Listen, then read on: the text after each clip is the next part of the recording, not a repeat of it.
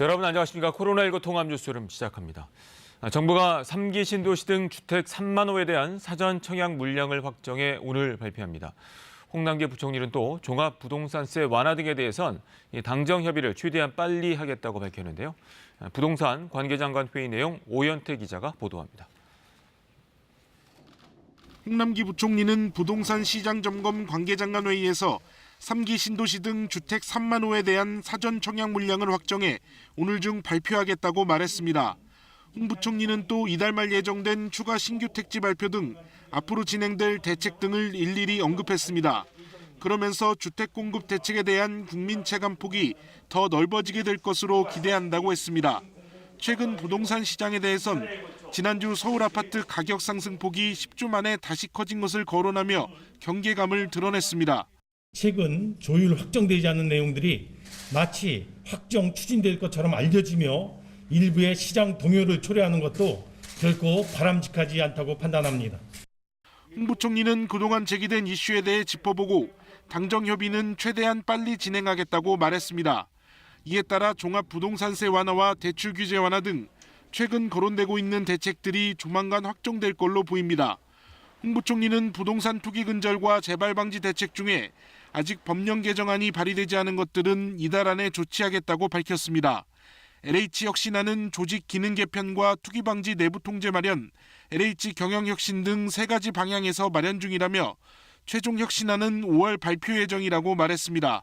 KBS 뉴스 오현태입니다. 코로나19 소식 알아봅니다. 유럽의약품청이 아스트라제네카 백신에 이어서 얀센 백신도 접종 뒤에 혈전 발생 가능성이 있다고 밝혔습니다. 하지만 아스트라제네카와 마찬가지로 이 부작용보다 접종의 이익이 더 크다고 강조했습니다. 김기수 특파원이 보도합니다. 유럽의약품청 EMA는 얀센의 코로나19 백신이 혈전을 발생시키는 매우 드문 사례와 관련성이 있다고 발표했습니다. The careful review of the cases and other available evidence have led the committee to the conclusion that these blood clotting disorders are very rare side effects of the vaccine. EMA는 보고된 사례의 대부분 60살 미만 여성에서 발생했으며 예방접종 후 첫 3주 이내에 발생했다고 밝혔습니다. 아스트라제네카 백신의 부작용과 매우 흡사하다고도 했습니다. EMA는 얀센 백신의 제품 정보에 이와 관련된 경고를 추가해야 한다고 결론 내렸습니다. 하지만 아스트라제네카 때와 마찬가지로 접종의 이익이 더 크다고 강조했습니다. 앞서 미 식품의약국 FDA와 질병통제예방센터 CDC는 지난 13일 얀센 백신 접종 후 혈전 부작용 사례 6건이 확인되자 사용 중단을 권고했습니다. 한편 이스라엘과 영국은 백신을 접종한 관광객과 사업가의 상호 방문 허용을 검토하고 있습니다. 아슈케나지 이스라엘 외무장관과 마이클 코브 영국 국무조정실장은 상호 백신 인증을 통해 여행 재개를 논의했습니다. 이스라엘은 지금까지 전체 인구 약 930만 명 중 절반이 넘는 498만여 명이 2회차까지 접종을 마쳤습니다. 영국은 전체 6,700만 명 중 절반 정도가 1차 접종을 마쳤고 2차 접종 인원도 1,000만 명에 달합니다. 이스라엘은 대부분의 봉쇄 조치를 풀었고 영국도 실외 식당 영업을 허용하는 등 봉쇄를 대폭 완화했습니다. 베를린에서 KBS 뉴스 김기수입니다. 정부가 애초 2분기에 도입할 예정이던 모더나 백신 2천만 명분을 상반기는 힘들고 하반기에 들여올 것이라고 밝혔습니다. 그래도 현재까지 확정된 물량만으로도 상반기 중 1,200만 명에게 1차 접종을 완료할 수 있다고 거듭 강조했습니다. 보도에 우한소 기자입니다. 지난해 12월 문재인 대통령이 최고 경영자와의 통화로 2천만 명분을 확보한 모더나 백신. 2분기부터 2천만 명 분량이 들어올 걸로 전해졌지만 하반기로 미뤄졌습니다. 2분기부터 총 2천만 명분 확보 청와대가 발표를 했죠. 그 백신은 지금 어디 있습니까? 상반기에는 아무래도 물량이 많이 들어올 수가 없는 상황이었고요. 하반기에 대개 들어오도록 돼 있다는 말씀을 드립니다. 백신 수급에 일부 차질이 생겼지만 정부의 상반기 접종 목표엔 변함이 없습니다. 이미 계약이 확정된 물량만으로 1,200만 명에게 1차 접종을 완료할 수 있다는 겁니다. 1차 백신을 마친 접종자는 현재까지 163만여 명, 목표대로라면 이달 말까지 150만 명가량 접종해야 합니다. 방역 당국은 접종 기관이 늘어난 만큼 충분히 가능하다는 설명입니다. 전국 위탁 의료기관 1,700여 곳에서 접종이 시작됐는데 그제 하루 동안 12만 1,000여 명이 접종을 마쳤습니다. 접종이 시작된 뒤 가장 많은 인원입니다. 당국은 예방접종센터를 전국에 260여 곳까지 늘려 접종 속도를 높일 계획입니다. 관건은 계약한 백신 물량이 계획대로 들어올지 여부입니다. 당국은 우선 화이자 개별 계약 물량 700만 회분이 6월까지 차례로 들어온다고 밝혔습니다. 이 물량은 75세 이상 350만 명에 접종합니다. 일찍 맞으시는 분과 늦게 맞으시는 분이 있을 뿐이지 접종이 지연되거나 또는 접종을 못 받은 일은 없을 것으로 생각이 됩니다. 아스트라제네카의 경우 5, 6월로만 알려졌을 뿐 개별 계약 700만 회분의 도입 날짜는 미정입니다. 백신 공동 구매 기구를 통한 도입 날짜도 마찬가지입니다. 접종 동의율을 끌어올리는 것도 과제입니다. KBS 뉴스 우한솔입니다. 미국으로부터 먼저 백신을 빌리고 나중에 되갚는 방식의 이른바 백신 스와프가 추진되고 있습니다. 이 정의용 외교부 장관이 국회에 나와 밝힌 내용인데요. 다만 구체적으로 언제 얼마 정도의 물량을 확보할 수 있을지 등 협의 내용은 밝히지 않았습니다. 강푸른 기자가 보도합니다. 정의용 외교부 장관이 이른바 코로나19 백신 스와프를 미국과 협의 중이라고 밝혔습니다.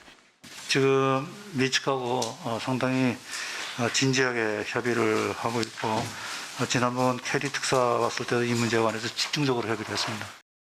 국가 간 외화를 주고받는 통화 스와프처럼 미국이 먼저 받을 물량을 우리나라로 돌리고 우리가 나중에 받을 백신으로 되갚는 방식입니다.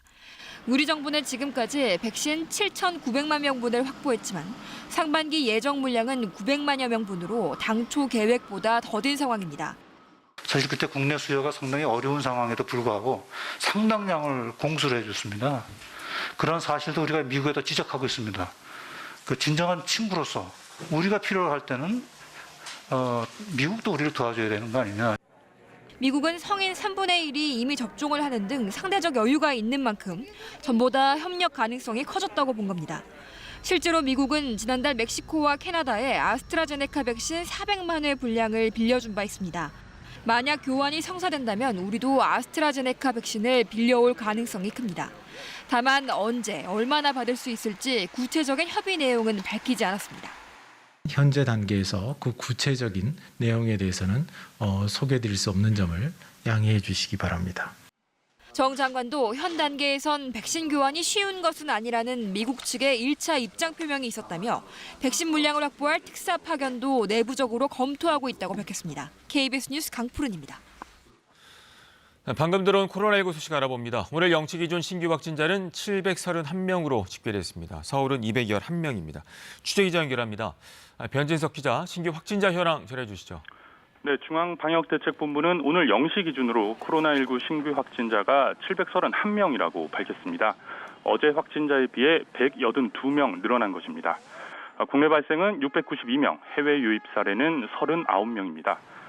사망자는 4명 늘었는데요. 지금까지 누적 사망자는 1,806명, 치명률은 1.56%를 기록했습니다. 지역별로는 경기도가 225명으로 가장 많았고요. 이어 서울이 211명, 부산과 대구 각각 33명과 25명으로 집계됐습니다. 백신 신규 1차 접종자는 어제 하루 동안 13만 228명이 추가돼서요. 모두 177만여 명으로 늘어났습니다. 접종 후 이상 반응으로 의심돼 신고된 사례는 138건 늘어서 모두 12,500여 건입니다. 오늘 중앙재난안전대책본부 회의에서 홍남기 총리 대행은 4차 대유행을 막는 데 사력을 다하겠다고 밝혔는데요. 찾아가는 적극적 진단검사와 차질 없는 백신 확보 및 접종, 이 두 가지에 주력하겠다고 밝혔습니다. 특히 백신과 관련해서는 이달 말까지 300만 명, 상반기까지 1,200만 명에게 1차 접종을 완료한다는 계획을 차질 없이 진행한다고 밝혔습니다. 이를 위해서 내일부터 예방접종센터를 204곳으로 확대하고 이달 말까지는 전국 모든 시군구에 264곳의 접종센터를 마련하기로 했습니다. 다음 주에는 의료기관, 약국 종사자와 만성신장질환자, 경찰과 소방 등 사회 필수 인력을 대상으로 한 접종도 시작한다고 설명했습니다. 백신 물량 확보하기 위해서 다양한 외교적 노력도 하겠다고 밝혔는데요. 다만 지난해 위기 상황보다는 의료 역량 등이 충분하다면서 긴장감을 가져야 하긴 하지만 지나친 공포감과 불안감은 가지지 않아도 된다고 덧붙였습니다. 지금까지 문화복지부에서 KBS 뉴스 변진석입니다.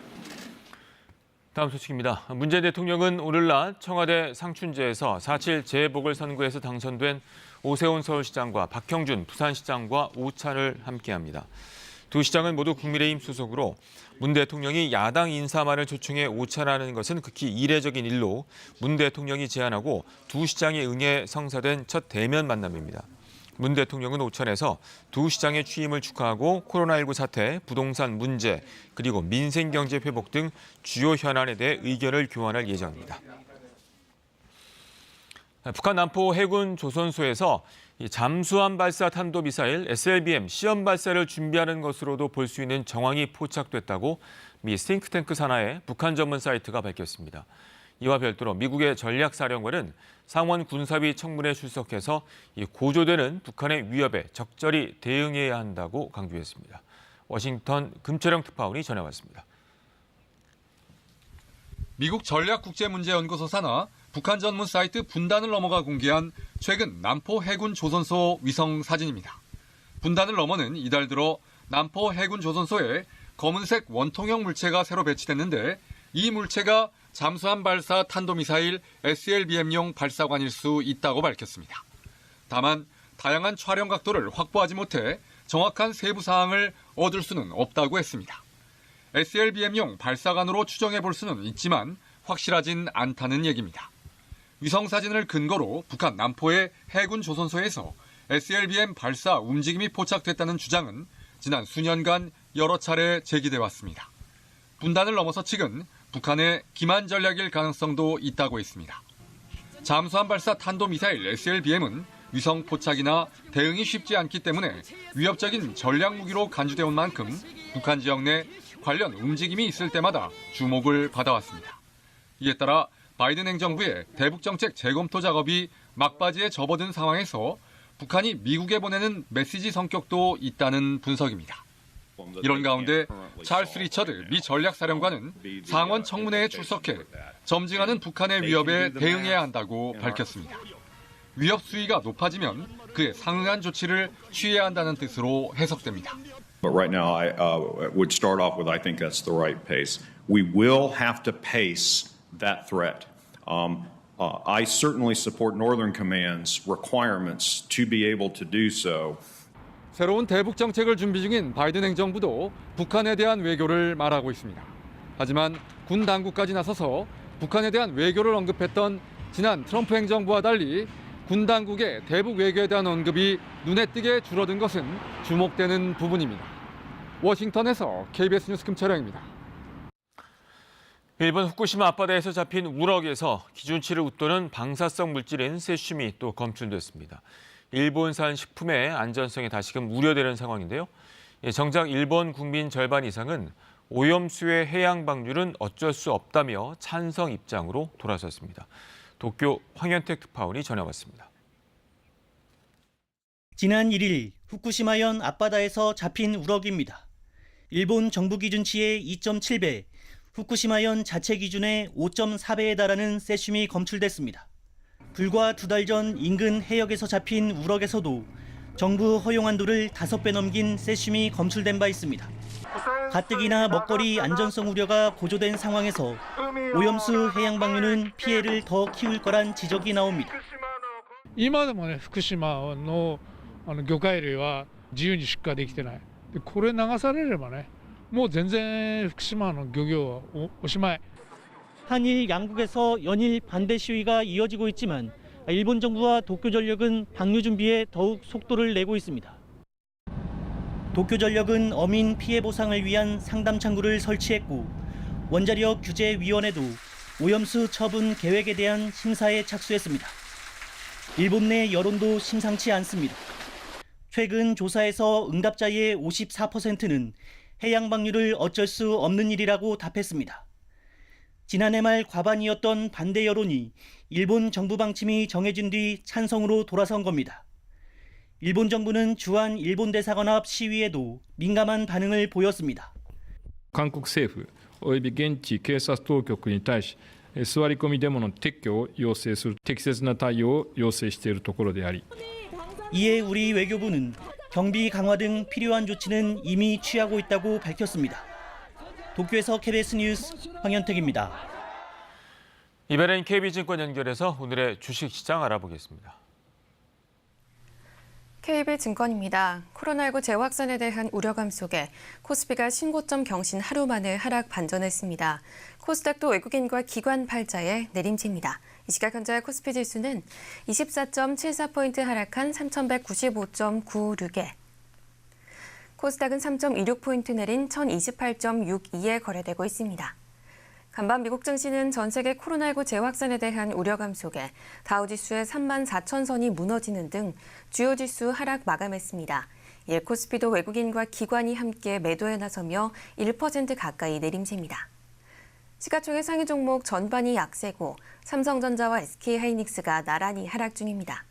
반면 금호석유가 호실적 전망에 따른 외국인의 매수세가 유입되며 4% 넘게 강세고 한편 코스닥 시장에서는 한국파마가 치매치료 신물질 개발 소식에 연이틀 급등세를 이어가고 있습니다. 이 시각 현재 달러화에 대한 원화 환율은 1,116원 30전에 거래되고 있습니다. 지금까지 KB증권이었습니다.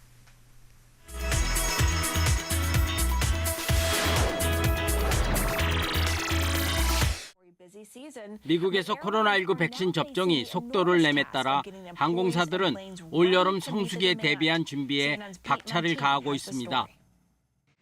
각 항공사들이 올여름 성수기에 승객이 폭증할 것을 예상해 여객기 정비에 한창입니다.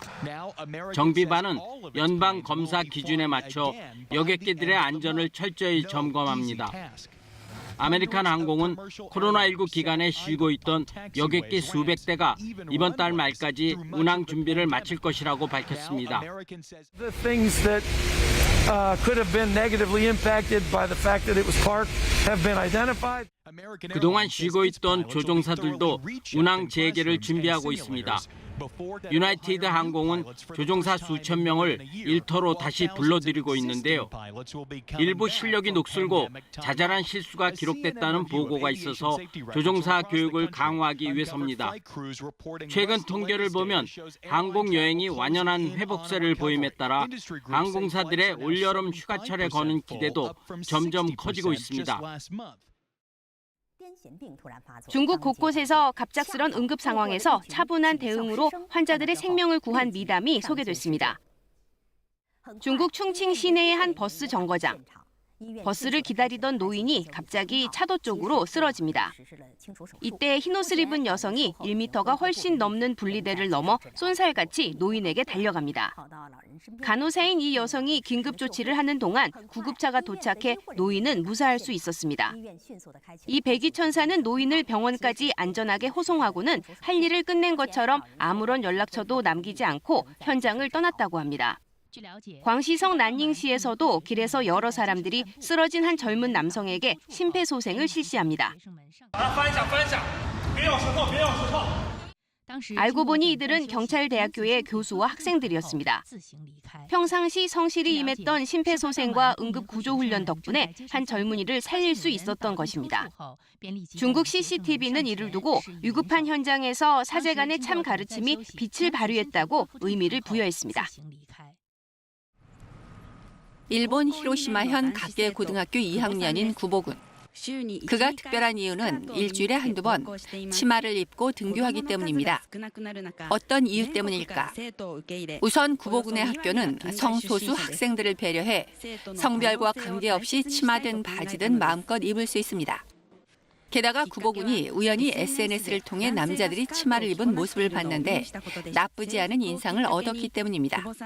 それをきっかけにこの学校だとスカート履いてもいいんだってことで男の子もなんでじゃあ 고정관념을 깨고자 하는 구복은은 머리도 기르고 있습니다. 성별에 따라 머리 길이를 정하는 것이 아니라 개인의 성향에 따라 머리 길이가 결정돼야 한다고 봅니다. 구복은은 자신의 생각을 실천하는 것에 그치지 않고 수업 시간에 적극 발표합니다. 덕분에 다른 학생들의 생각도 변하고 있습니다. 自分も今いろんなことを企画したり、新しいことやってみようかなっていうのをやっぱり思い始めて。 구복은 남녀에 대한 고정관념을 깨고 상대방을 있는 그대로 인정할 때 건강한 사회가 될 것으로 확신한다고 말합니다. 아프리카 차드의 수도 은자메나.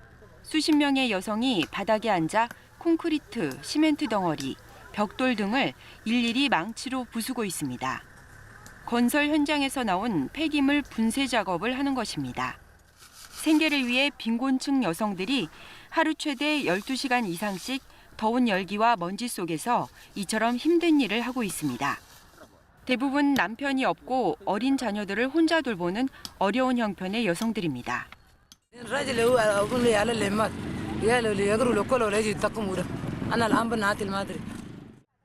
더 안타까운 것은 따로 보살펴줄 사람이 없어 이 위험하고 열악한 작업 현장에 어린 자녀들을 데리고 나올 수밖에 없는 현실입니다.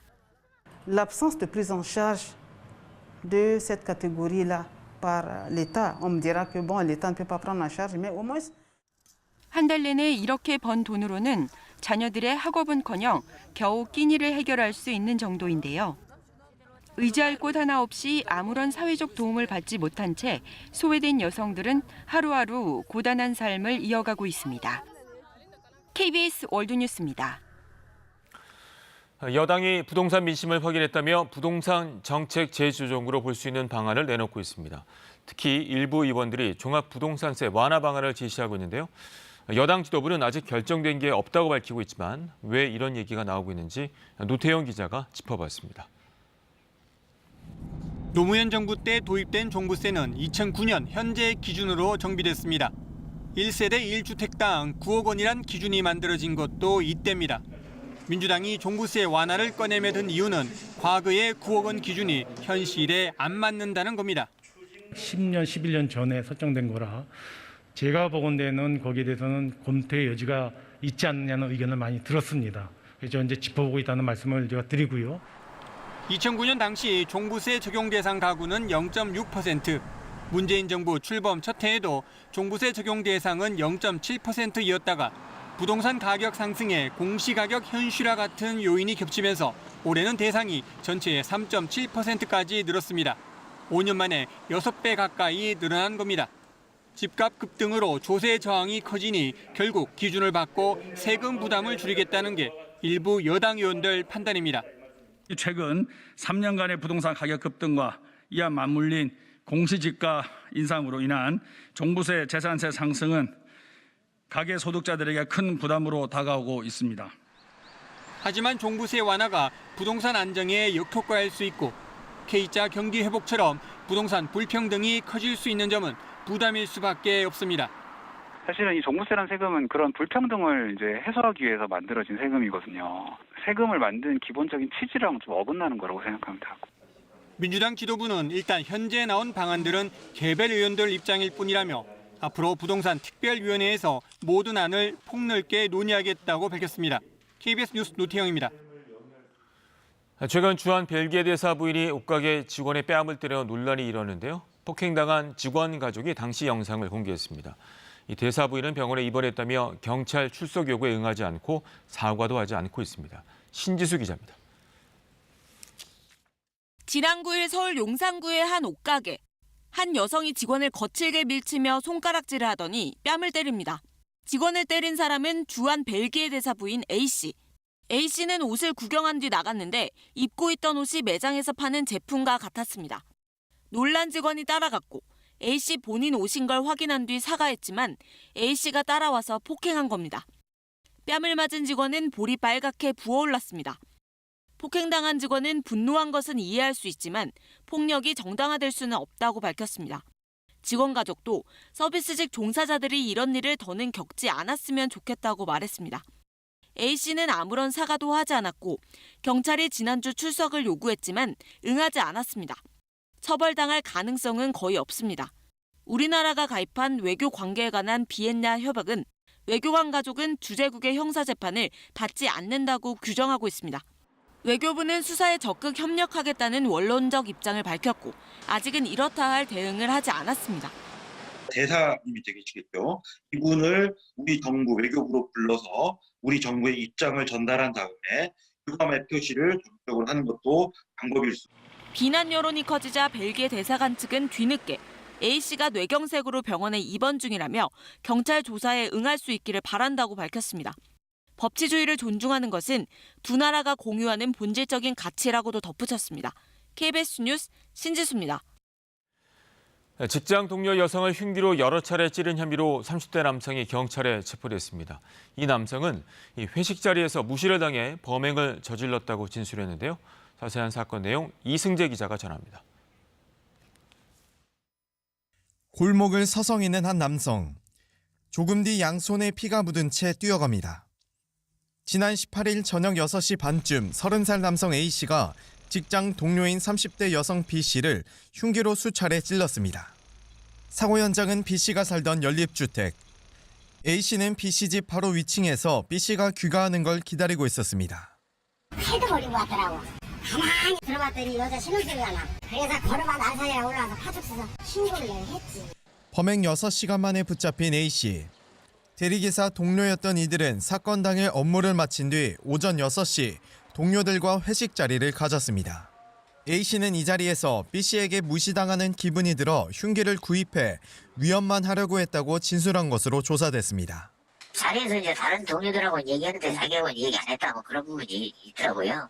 경찰은 범행 이틀 전인 지난 16일에는 A씨와 B씨가 휴가를 내고 안산시 대부도를 함께 다녀온 것으로 파악했습니다. 또 A씨가 B씨에게 호감을 표시했다는 진술을 토대로 정확한 사건 경위를 조사하고 있습니다. 중환자실에서 상태가 호전된 B씨에 대한 첫 조사도 조만간 실시할 계획입니다.